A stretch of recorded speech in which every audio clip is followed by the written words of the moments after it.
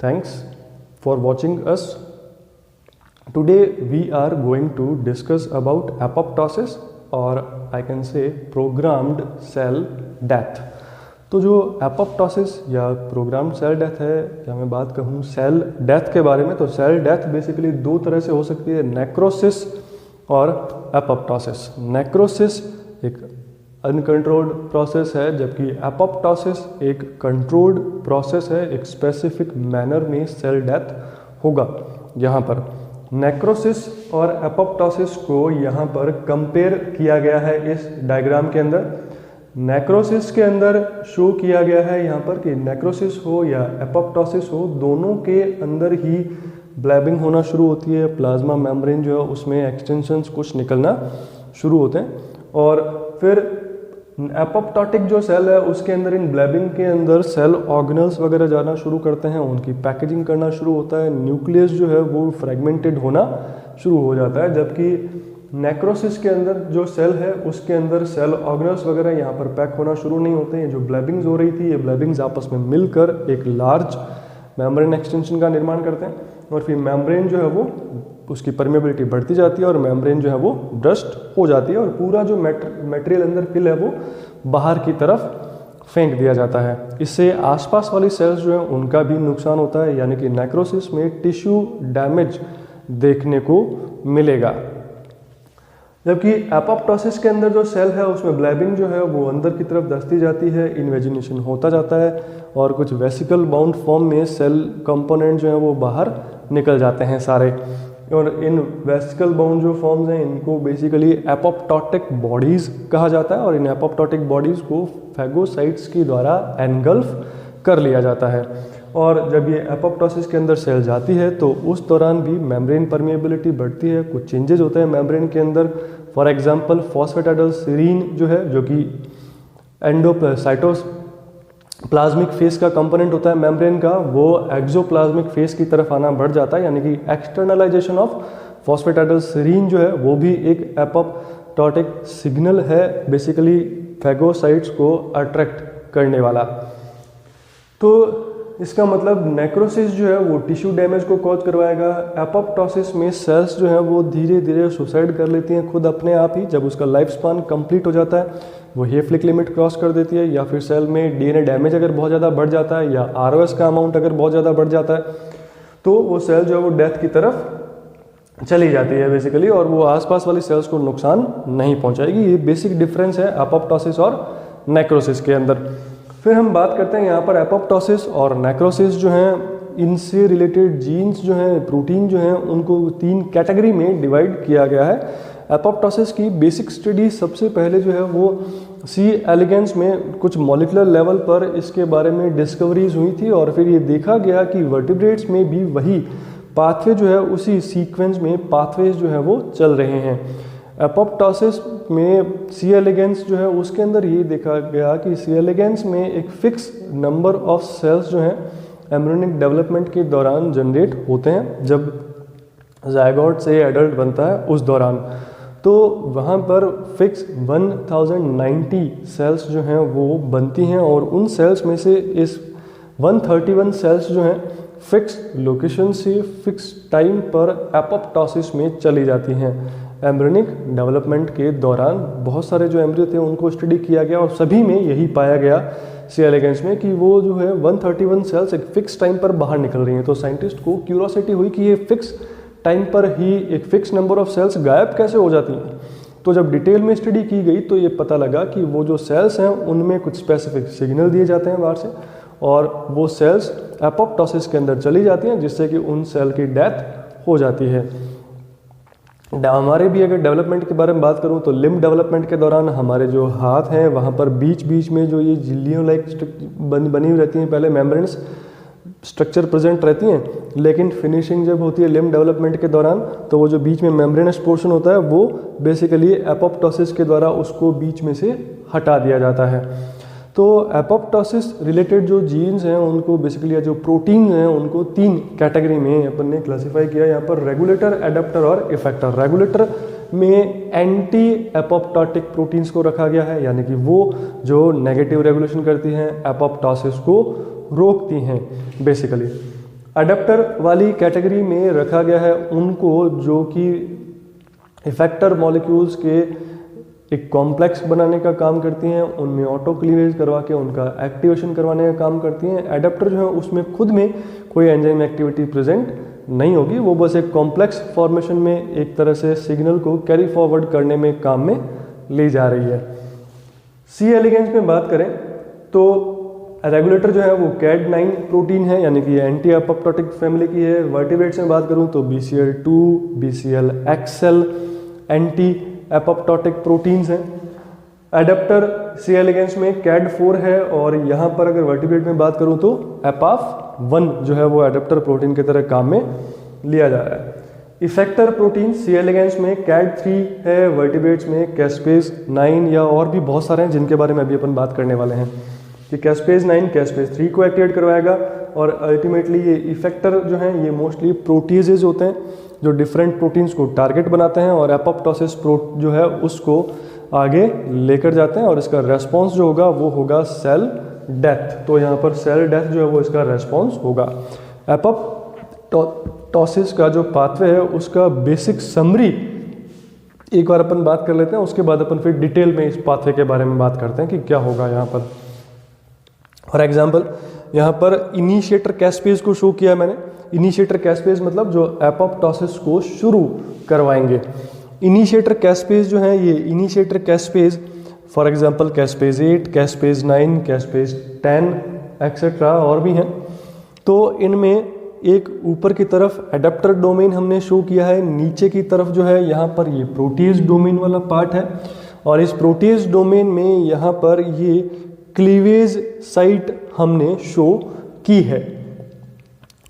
फिर apoptotic signal आने पर एडेप्टर प्रोटीन जो है वो डायमराइजेशन करवा के एक्टिवेशन करवाती हैं इनिशिएटर कैस्पेजेस का, और उनमें ऑटो क्लीवेज को प्रमोट करती है। ऑटो क्लीवेज जो उनमें होगा तो उससे बेसिकली वो एक्टिवेट हो जाते हैं।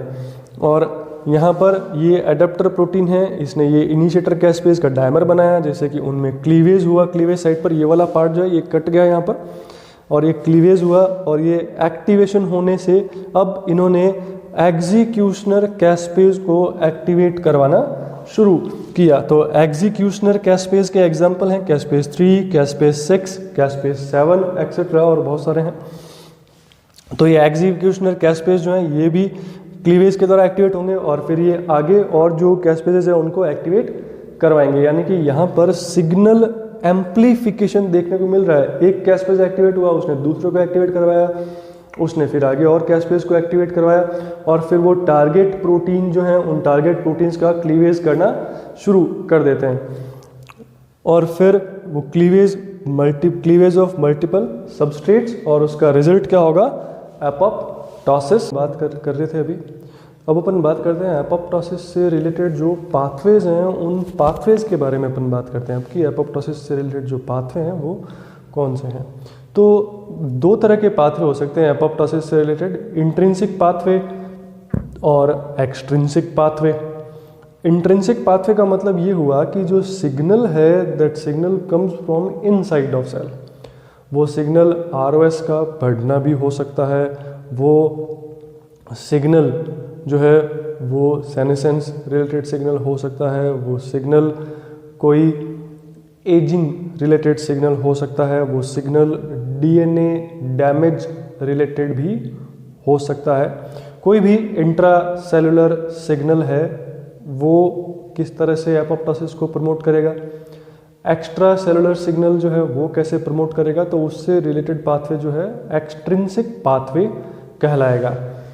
पहले अपन बेसिक कुछ बात करते हैं। BCL2 फैमिली वाली जो प्रोटीन्स हैं वो प्रोटीन्स एपोप्टोसिस को रेगुलेट करने में काम में ली जाती हैं, तो उनके बारे में एक बार अपन बेसिक बात कर लेते हैं। पहले BCL2 फैमिली जो है, इस फैमिली में उन सभी प्रोटीन्स को रखा जाता है जिनमें BCL2 होमोलॉजी डोमेन प्रेजेंट होता है, जिसको कि BH डोमेन कहते हैं। और इस BH डोमेन के द्वारा ये प्रोटीन्स आपस में एक दूसरे के साथ इंटरेक्शन कर सकती हैं। तो चार तरह के BH डोमेन जो उनको देखा गया है, BH4, BH3, BH1 और BH BCL2 और इन BH डोमेन की अकरेंस के आधार पर BCL2 फैमिली वाली प्रोटीन्स को 3 ग्रुप में डिवाइड किया गया है। सबसे पहला जो ग्रुप है वो है anti apoptotic BCL2 family proteins, जिनके अंदर BH4, 3, 1 और 2 ये 4 तरह के BH डोमेन प्रेजेंट होते हैं। इसमें BCL2 और BCL-XL जो प्रोटीन है उसको शामिल किया गया है। ये एंटी एपोप्टोटिक प्रोटीन्स हैं। फिर बात करते हैं प्रो एपोप्टोटिक इफेक्टर प्रोटीन, जिनमें कि BH3, BH1 और BH2 डोमेन प्रेजेंट होते हैं। इनके अंदर आती हैं बैक और बैक्स BCL2 फैमिली वाली प्रोटीन। ये प्रो एपोप्टोटिक हैं, यानी कि इनके एक्टिवेशन से एपोप्टोसिस होगा, और एंटी एपोप्टोटिक वो होती हैं जिनके एक्टिवेशन से एपोप्टोसिस रुकता है। फिर हम बात करते हैं तीसरा जो ग्रुप है वो है BH3 only effector family proteins. इसके अंदर शामिल किया गया है बेड, नॉक्सा, पूमा और बिम प्रोटीन को। ये भी प्रो एपोप्टोटिक हैं, यानी कि बैक्स जो है वो मल्टी डोमेन BH डोमेन वाली प्रो एपोप्टोटिक हैं। बेड, नॉक्सा, पूमा और बिम जो है वो BH3 ओनली डोमेन वाली प्रो एपोप्टोटिक प्रोटीन्स हैं। BCL2, BCL-XL और इसके अलावा जो भी हैं एंटी एपोप्टोटिक में, उन सभी में ये 4 BH डोमेन प्रेजेंट होंगे। अब हम यहाँ पर बात करते हैं सबसे पहले इंट्रिंसिक पाथवे जो है एपोप्टोसिस से रिलेटेड, उसके बारे में।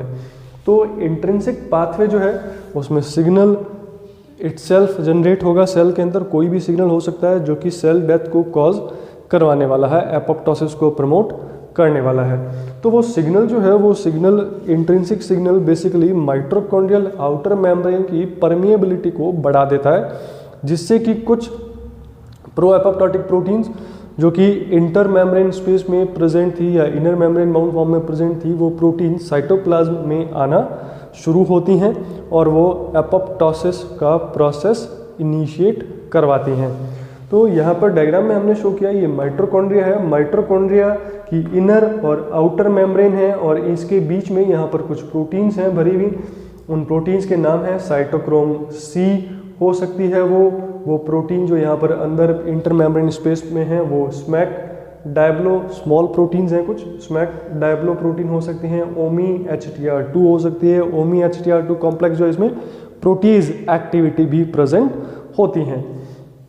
तो ये जो बैक और बैक्स हैं जो कि प्रो एपोप्टोटिक प्रोटीन है, ये एपोप्टोटिक सिग्नल आने पर माइटोकॉन्ड्रियल आउटर मेम्ब्रेन में पोर्स या चैनल्स का निर्माण करती हैं, जिसमें से होती हुई साइटोक्रोम C, ओमी HTR2, स्मैक डायब्लो, ये जो प्रोटीन्स हैं प्रो एपोप्टोटिक, ये प्रोटीन साइटोप्लाज्म में आना शुरू करती हैं।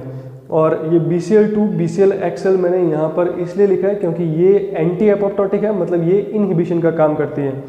तो जब इनको रोक दिया जाएगा तो बैक और बैक्स जो हैं वो एक्टिव फॉर्म में आ जाएंगी, और ये बैक और बैक्स के एक्टिव फॉर्म में आने से साइटोक्रोम C या फिर ये smack Diablo, Omi HTR2 proteins जो है वो साइटोप्लाज्म में आना शुरू कर देंगी, माइटोकॉन्ड्रियल आउटर मेम्ब्रेन को क्रॉस करते हुए बाहर आना शुरू हो जाएंगी। और जब ये प्रोटीन्स बाहर आना शुरू हो जाएंगी तो ये प्रोटीन्स रोकती हैं IAP को, यानी कि इनहिबिटर ऑफ एपोप्टोसिस या इनहिबिटर ऑफ एपोप्टोटिक प्रोटीन्स। ये इनहिबिटर प्रोटीन्स हैं। इन इनहिबिटर प्रोटीन्स या IAP को रोकने वाली ये जो प्रोटीन्स है ये एंटी IAP प्रोटीन्स कहलाएंगी, स्मैक डायब्लो, ओमी HTR2। और ये क्या काम करेंगे ये अभी अपन बात करते हैं।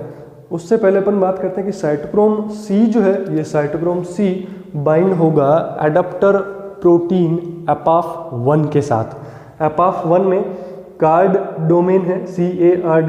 ये कार्ड जो डोमेन है ये कैस्पेज एक्टिवेशन रिलेटेड डोमेन है, यानी कि एक कैस्पेज एक्टिवेशन से या कैस्पेज की बाइंडिंग से रिलेटेड डोमेन है। EPAF की साइटोक्रोम C के साथ बाइंड होने से EPAF और साइटोक्रोम C मिलकर प्रो एपोप्टोसोम कॉम्प्लेक्स बना रहे हैं, जिसमें कि कार्ड डोमेन एक्सपोज हो जाता है। इस कार्ड डोमेन पर इनिशिएटर कैस्पेज, मोस्टली कैस्पेज 9 जो है वो आकर बाइंड होता है। और ये कैस्पेज 9 जो है, ये कैस्पेज 9 यहाँ पर जब इस कॉम्प्लेक्स को ज्वाइन करेगा तो कैस्पेज 9 यहाँ पर एक कार्ड डोमेन है। ये कार्ड डोमेन कैस्पेज 9 में भी प्रेजेंट होता है, जो कि एडेप्टर बाइंडिंग डोमेन है एक तरह से। और कैस्पेज 9 की यहाँ पर बाइंडिंग से कैस्पेज 9 का एक्टिवेशन होगा। कैस्पेज 9 इनिशिएटर कैस्पेज है, वो कैस्पेज 3 जो कि एग्जीक्यूशनर कैस्पेज है उसका एक्टिवेशन करवाएगा, और ये एग्जीक्यूशनर कैस्पेज जो है ये एपोप्टोसिस प्रोसेस को शुरू करवाएगा और सेल डेथ कॉज करवाएगा।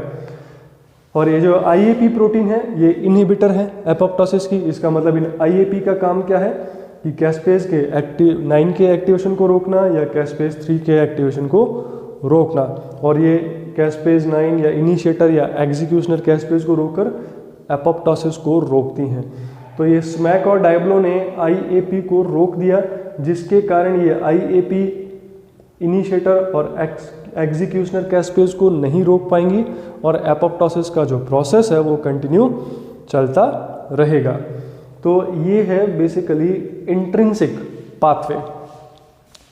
फिर हम यहाँ पर बात करते हैं कि एक्सट्रिंसिक पाथवे जो है, एक्सट्रिंसिक पाथवे में कोई TC सेल या T साइटोटॉक्सिक जो सेल्स हैं उनकी मेम्ब्रेन पर प्रेजेंट फास्ट लिगेंड या और भी कोई साइटोटॉक्सिक जो सेल्स हैं उनमें फास्ट लिगेंड प्रेजेंट होता है, और फास्ट लिगेंड जो है वो टारगेट सेल पर, ये नीचे वाली जो सेल है ये टारगेट सेल है, इस टारगेट सेल में फास्ट रिसेप्टर प्रेजेंट होगा।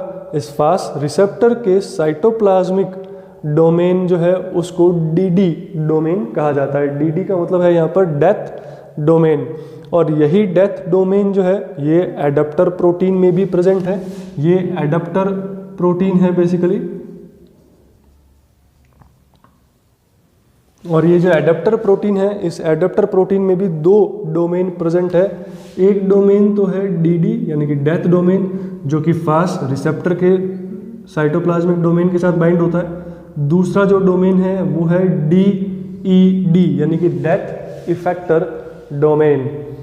तो जब ये फास्ट लिगेंड फास्ट रिसेप्टर से बाइंड होगा तो साइटोप्लाज्मिक डेथ डोमेन जो है वो एक्सपोज हो जाएगा, और उस साइटोप्लाज्मिक डेथ डोमेन से एडाप्टर प्रोटीन का डेथ डोमेन बाइंड होगा, और उसके बाइंडिंग से DED जो है एडाप्टर प्रोटीन का वो अब कैस्पेज 8 के DED से बाइंड होना शुरू हो जाएगा डेथ इफेक्टर डोमेन से, जिससे कि कैस्पेज 8 का एक्टिवेशन होगा, इसमें ऑटोक्लीवेज होगा, और ये कैस्पेज 8 जो है ये कैस्पेज 3 को डायरेक्ट भी एक्टिवेट करवा सकता है, या ये जो साइटोक्रोम C या एपाफ जो कॉम्प्लेक्स है उस कॉम्प्लेक्स फॉर्मेशन को भी प्रमोट करवा सकता है। तो ये कैस्पेज 8 जो है ये बेसिकली आगे एग्जीक्यूशनर कैस्पेज को एक्टिवेट करवाएगा या फिर इंट्रिंसिक पाथवे को भी एक्टिवेट करवा सकता है, और सेलुलर डेथ या एपोप्टोसिस जो है उसको प्रमोट करेगा, और उसका रेस्पॉन्स क्या होगा, सेल डेथ। दूसरी तरफ TNF अल्फा जो है वो भी एक लीगेंड की तरह काम आता है। यहाँ पर जिन सेल्स पर TNF रिसेप्टर प्रेजेंट होता है ये मोस्टली जो है वायरस इन्फेक्टेड सेल्स या जो कैंसरस सेल्स हैं उनमें ये TNF रिसेप्टर वाली जीन जो है वो एक्सप्रेस होना शुरू हो जाती है ज़्यादा। तो ये TNF अल्फा का सिक्रीशन जो है वो उन सेल्स में प्रेजेंट TNF अल्फा रिसेप्टर जो है उसके साथ जाकर बाइंड होगा। यहाँ पर दोनों ही कंडीशन में मैंने शो किया कि रिसेप्टर और लीगेंड जो है वो ट्राइमेरिक फॉर्म में बाइंड होंगे।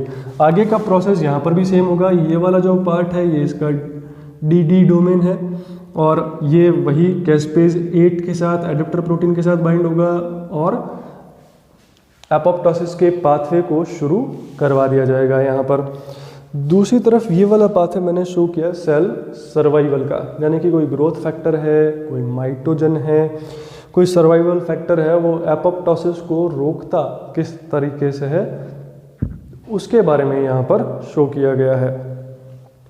तो यहाँ पर ये कोई रिसेप्टर हमने शो किया है जो कि सर्वाइवल फैक्टर, ग्रोथ फैक्टर या माइटोजन से रिलेटेड रिसेप्टर है। ये कोई माइटोजन, ग्रोथ फैक्टर या सर्वाइवल फैक्टर जब यहाँ पर आकर बाइंड होंगे तो सिग्नलिंग शुरू होगी। मोस्ट ऑफ RTK या NRTK रिलेटेड सिग्नलिंग होती है यहाँ पर। तो मैप काइनेज पाथवे चलेगा जो हमने ऑलरेडी पढ़ा हुआ है। मैप काइनेज पाथवे किसी स्पेसिफिक ट्रांसक्रिप्शन फैक्टर को एक्टिवेट करवाएगा। वो ट्रांसक्रिप्शन फैक्टर न्यूक्लियस में जाकर किसी स्पेसिफिक जीन के एक्सप्रेशन को प्रमोट करेगा। फॉर एग्जांपल BCL2 जो है उस BCL2 के जीन एक्सप्रेशन को प्रमोट किया जाएगा, और BCL2 जो है वो बैक और बैक्स प्रोटीन को इनहिबिट करती है और एपोप्टोसिस को रोकना शुरू करवा देगी। इसी तरह से AKT काइनेज पाथवे चल सकता है, ये भी हमने ऑलरेडी सेल सिग्नलिंग में पढ़ा हुआ है। AKT काइनेज पाथवे जो है इसमें PKB फैमिली का काइनेज है AKT, ये AKT काइनेज एक्टिवेट होगा सिग्नलिंग के द्वारा और ये बैड प्रोटीन को फॉस्फोराइलेट कराएगा। बैड जो है वो प्रो एपोप्टोटिक प्रोटीन है, अभी हमने बात की थी थोड़ी देर पहले इसके बारे में। तो ये बैड जो है इसने BCL2 को इनहिबिट करके रखा हुआ है। इस बैड के फॉस्फोराइलेशन से BCL2 या BCL-XL जो प्रोटीन है वो फ्री हो जाती है और फॉस्फोराइलेटेड बैड जो है इसको एक प्रोटीन जो है 14-3-3 एक एडेप्टर प्रोटीन होती है जो कि फॉस्फेटाइडल सीरीन रेजिड्यू को रिकॉग्नाइज करके और उस पर बाइंड होकर इस बैड प्रोटीन को इनहिबिट करवा के रखती है साइटोप्लाज्म में। और BCL-XL या BCL2 जो है वो एक्टिवेट हो जाएगी, तो वो BCL2 या BCL-XL जो है वो बैक और बैक्स को रोक कर एपोप्टोसिस को ब्लॉक करवाएगी। या फिर इस पाथवे के रेस्पॉन्स में एंटी-IAP जो है जैसे कि स्मैक डायब्लो, OMI-STR2 उन एंटी-IAP प्रोटीन्स को इनहिबिट करवाया जाता है और एंटी-IAP प्रोटीन के इनहिबिशन से जो है एपोप्टोसिस को ब्लॉक करवाया जाता है। तो ये कुछ इंट्रिंसिक एक्सट्रिंसिक पाथवे है और ग्रोथ फैक्टर या सर्वाइवल फैक्टर एपोप्टोसिस को रोक कर सेल सर्वाइवल जो है उसको कैसे बढ़ाते हैं वो इन पाथवे में शो किया गया है। अब अपन कुछ परफोरिन या ग्रेन एंजाइम रिलेटेड जो सिग्नलिंग है उसके बारे में बात करेंगे। एपोप्टोसिस में अपन ने बात की थी अभी कि इंट्रिंसिक एक्सट्रिंसिक पाथवे क्या हैं और किस तरह से सर्वाइवल फैक्टर जो है वो एपोप्टोसिस को इनहिबिट करवाते हैं। अब अपन बात करते हैं कि एपोप्टोसिस में जो पाथवे हैं एक्सट्रिंसिक इंट्रिंसिक पाथवे, इसके अलावा जो साइटोटॉक्सिक सेल्स हैं T सेल्स वो एक्टिवेटेड फॉर्म में परफोरिन या ग्रेन एंजाइम सिक्रीट करती हैं, तो वो एपोप्टोसिस को किस तरह से रेगुलेट करते हैं उनके बारे में अपन कंप्लीट बात करते हैं एक बार यहाँ पर। ठीक है, एक बार वापस से सभी जो पाथवे हैं उनको एक साथ अपन देख लेते हैं। एक्सट्रिंसिक पाथवे में हमने पढ़ा था फास्ट लिगेंड जो है फास्ट रिसेप्टर से बाइंड होगा या TNF रिसेप्टर से बाइंड होगा, पाथवे चलेगा, कैस्पेज 8 का एक्टिवेशन होगा, कैस्पेज 8 कैस्पेज 3 का एक्टिवेशन करवाएगा। इंट्रिंसिक पाथवे में कोई भी सिग्नल हो सकता है, कोई रेडिएशन हो सकता है जो कि DNA के डैमेज को कॉज करे। DNA डैमेज जो होगा वो P53 एक्टिवेट करवाएगा। P53 पूमा जो है उसके एक्सप्रेशन को बढ़ाएगी। पूमा जो है वो प्रो एपोप्टोटिक प्रोटीन है जो कि बैक और बैक्स के एक्टिवेशन को प्रमोट करवाएगी। कोई हाइपॉक्सिक कंडीशन हो सकती है, कोई स्ट्रेस कंडीशन हो सकती है, कोई ROS जो है उनके इंक्रीज होने वाली कंडीशन हो सकती है। कोई भी सिग्नल जो है वो इंट्रिंसिक पाथवे को एक्टिवेट करवाएगा। और फाइनली एपाफ मीडिएटेड कैस्पेज 9 एक्टिवेशन होगा, कैस्पेज 9 कैस्पेज 3 का एक्टिवेशन करवाएगा। या परफोरिन जो है और ग्रेन एंजाइम जो है वो साइटोटॉक्सिक T सेल्स के द्वारा सिक्रीट किए जाते हैं। परफोरिन चैनल का निर्माण करता है जिससे कि ग्रेन एंजाइम A या ग्रेन एंजाइम B जो है ये अंदर एंटर कर जाएंगे। ग्रेन एंजाइम A जो है वो एक प्रोटीज की तरह भी काम करता है और ये ग्रेन एंजाइम B जो है ये कैस्पेज 10 का क्लीवेज करवाता है, उसको एक्टिवेट करवाता है। ग्रेन एंजाइम A जो है वो सेट कॉम्प्लेक्स को एक्टिवेट करवाता है। ये मल्टी प्रोटीन कॉम्प्लेक्स है जो एपोप्टोसिस से रिलेटेड है। और ये सेट कॉम्प्लेक्स जो है ये DNA का जो क्लीवेज होगा, क्रोमोसोम में जो DNA है प्रेजेंट बेसिकली उनको टुकड़ों में तोड़ने का काम करेगा। इसी तरह से ग्रेन B जो है वो कैस्पेज 10 एक्टिवेशन करवाता है जो यहाँ पर एक इनिशिएटर कैस्पेज की तरह काम करेगा। ये कैस्पेज 3 को एक्टिवेट करवा सकता है। ये ग्रेन एंजाइम B जो है ये डायरेक्ट कैस्पेज 3 का एक्टिवेशन भी करवा सकता है। अच्छा, जब ये कैस्पेज 3 का एक्टिवेशन होगा तो साथ साथ माइटोकॉन्ड्रिया से जो प्रोटीन रिलीज हो रही थी हमने पिछले पाथवे में पढ़ा था, उनके अलावा कुछ और प्रोटीन भी रिलीज होंगी। फॉर एग्जांपल AIF रिलीज होगा, एंडोन्यूक्लियस G जो है वो रिलीज होगा, CAD रिलीज होगा। AIF और एंडोन्यूक्लियस G जो है, AIF बेसिकली जो DNA है क्रोमोसोम्स में उसको 30 to 500 साइज के टुकड़ों में तोड़ना शुरू करता है। ये कैस्पेज इंडिपेंडेंट एक्टिवेशन होता है इसका। और ये जो है पाथवे में आगे फिर एंडोन्यूक्लियस G का एक्टिवेशन होता है। एंडोन्यूक्लियस G जो है AIF से बने हुए जो फ्रेगमेंट्स हैं उनको तोड़ता है और ओलिगो न्यूक्लियोटाइडल DNA जो है उसको बनाता है, यानी कि DNA के और छोटे छोटे टुकड़े हो गए। और इसी दौरान कैड प्रोटीन जो है वो इनएक्टिव फॉर्म में रिलीज होती है और कैस्पेज 3 के क्लीवेज द्वारा, कैस्पेज 3 जो है क्लीवेज के द्वारा कैड का एक्टिवेशन करवाता है और कैड जो है वो टुकड़े जो बने हुए हैं AIF और एंडोन्यूक्लियस के द्वारा बनाए हुए DNA के, उनको और छोटे छोटे फ्रेगमेंट्स में तोड़ देता है। तो इस तरह से जो DNA है उसका फ्रेगमेंटेशन चल रहा होगा साथ साथ। इसी दौरान कैस्पेज 3 जो है, कैस्पेज 3 के द्वारा एंडोन्यूक्लियस एक्टिवेशन करवाया जाएगा, प्रोटीज एक्टिवेशन करवाया जाएगा, एंडोन्यूक्लियस क्रोमोसोम DNA को डिग्रेड करवाएगा। कैसे हो रहा है वो हमने अभी बात की थी। प्रोटीज जो है वो सेलुलर प्रोटीन्स का डिग्रेडेशन करवाएंगे, न्यूक्लियर लेमिन का डिग्रेडेशन करवाएंगे, न्यूक्लियर एनवेलप डिसअपीयर होगी, क्रोमोसोम जो टुकड़े टुकड़े छोटे टुकड़े बन रहे हैं वो कंडेंस होना शुरू होंगे, न्यूक्लियस और साइटोस्केलेटन प्रोटीन्स जो है वो डिग्रेड होना शुरू होगी और एपोप्टोटिक बॉडीज़ का बनना शुरू होगा, यानी कि साइटोमॉर्फोलॉजिकल चेंजेस शुरू होंगे। एपोप्टोटिक बॉडीज़ जो बनेंगी वो एपोप्टोटिक बॉडीज़ को फिर फैगोसाइट्स जो होंगी वो एनगल्फ कर लेंगी, क्योंकि इसी प्रोसेस के दौरान मेम्ब्रेन में भी चेंज होता है, जो कि एक्सटर्नलाइजेशन ऑफ फॉस्फेटाइडलसीरीन एक मेजर चेंज है प्लाज्मा में, एपोप्टोटिक प्रोटीन, एपोप्टोटिक सेल की प्लाज्मा मेम्ब्रेन में। फॉस्फेटाइडलसीरीन जो है वो एक लिगेंड की तरह काम करता है फैगोसाइटिक सेल्स के लिए। इसके अलावा एनेक्सिन 1, कालरेटिकुलिन जो है प्रोटीन्स, वो भी, उनका भी मेम्ब्रेन पर रिक्रूटमेंट बढ़ जाता है और वो भी एक फैगोसाइट्स के लिए एक लिगेंड की तरह काम करती हैं। जो एनेक्सिन 1 और कालरेटिकुलिन है उनका भी मेम्ब्रेन पर उनके नंबर इंक्रीज होना शुरू हो जाते हैं एपोप्टोटिक सेल्स में, जो कि एक लेट इवेंट है एपोप्टोसिस का। लेट एपोप्टोटिक सेल्स में एनेक्सिन 1 जो है, कालरेटिकुलिन जो है वो भी मेम्ब्रेन पर देखने को मिलेंगी, एंड विच